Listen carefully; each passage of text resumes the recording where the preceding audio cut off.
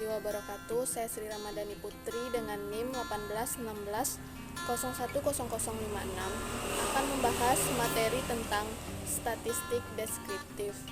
Statistik deskriptif ialah statistik yang digunakan untuk menganalisis data dengan cara mendeskripsikan atau menggambarkan data yang telah terkumpul sebagaimana adanya, tanpa bermaksud membuat kesimpulan yang berlaku untuk umum atau generalisasi.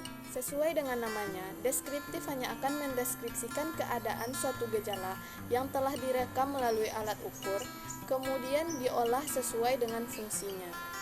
Hasil pengolahan tersebut selanjutnya dipaparkan dalam bentuk angka-angka sehingga memberikan suatu kesan lebih mudah ditangkap maknanya oleh siapapun yang membutuhkan informasi tentang keberadaan gejala tersebut. Fungsi dari analisis deskriptif adalah menyajikan informasi sedemikian rupa sehingga data yang dihasilkan dari penelitian dapat dimanfaatkan oleh orang lain yang membutuhkan. Analisis statistik deskriptif dapat dibedakan menjadi tiga, yaitu analisis potret data, analisis kecenderungan sentral data, dan analisis variasi nilai. Analisis potret data adalah perhitungan frekuensi suatu nilai dalam suatu variabel. Analisis kecenderungan sentral data seperti nilai rata-rata, median, dan modus. Yang ketiga, analisis variasi nilai. Analisis ini dilakukan untuk melihat sebaran nilai dalam distribusi keseluruhan nilai suatu variabel dari nilai tengahnya. Analisis ini untuk melihat seberapa besar nilai-nilai suatu variabel berbeda dari nilainya. Pengukuran variasi nilai biasanya dilakukan dengan melihat kisaran data atau simpangan baku. Perkenalkan, nama saya Indah Hardianti dengan NIM 1816010058. Baiklah, di sini saya akan menjelaskan tentang materi statistik inferensial. Pemakaian analisis inferensial bertujuan untuk menghasilkan suatu temuan yang digeneralisasikan secara lebih luas ke dalam wilayah populasi. Jenis statistik inferensial cukup banyak ragamnya. Peneliti diberikan peluang bebas sebebas-bebasnya untuk memilih teknik mana yang paling serius atau bukan yang paling disukai dengan sifat atau jenis data yang dikumpulkan. Secara garis besar, analisis dibagi menjadi dua. Yang pertama yaitu jenis penelitian korelasional, yang kedua yaitu komparasi dan eksperimen. Komparasi atau eksperimen. Teknik analisis dan statistik inferensial adalah teknik pengelolaan data yang memungkinkan peneliti untuk menarik kesimpulan. Statistik inferensial fungsinya lebih luas lagi karena dilihat dari populasinya. Hasil yang diperoleh tidak sekedar menggambarkan keadaan atau fenomena yang dijadikan objek populasi, melainkan dapat pula digeneralisasikan secara luas dalam wilayah populasi. Baiklah, saya Viniaka Satrina akan melanjutkan materi tentang statistik parametris dan non-parametris. Saya akan menjelaskan satu persatu terlebih dahulu. Yang pertama, saya akan menjelaskan tentang statistik parametris.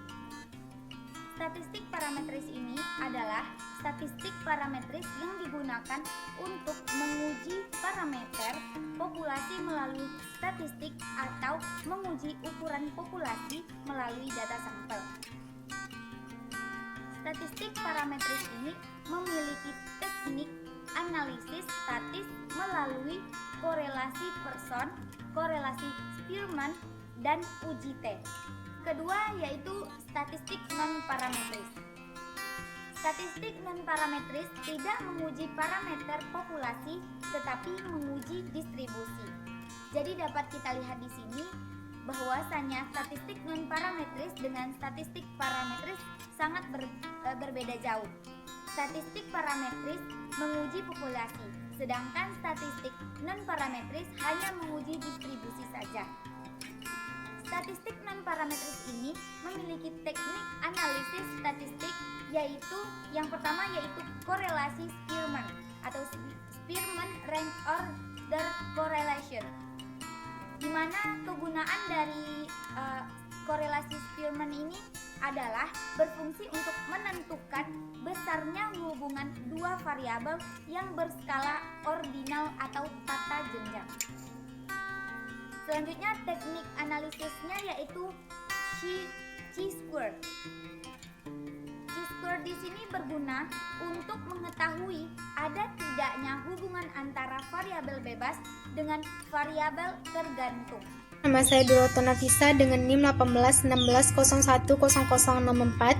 Di sini saya akan membahas materi mengenai yang poin C, yaitu konsep dasar pengujian hipotesis. Di dalam konsep dasar pengujian hipotesis terdapat 3 poin penting. Yang pertama yaitu mengenai statistik dan penelitian. Hipotesis diartikan sebagai jawaban terhadap rumusan masalah, dan kebenaran hipotesis dapat dibuktikan berdasarkan data yang terkumpul. Secara statistik, hipotesis diartikan sebagai pernyataan mengenai hipotesis atau parameter yang dapat diuji kebenarannya berdasarkan data yang diperoleh melalui sampel penelitian atau statistik. Kedua yaitu tentang 3 bentuk rumusan hipotesis.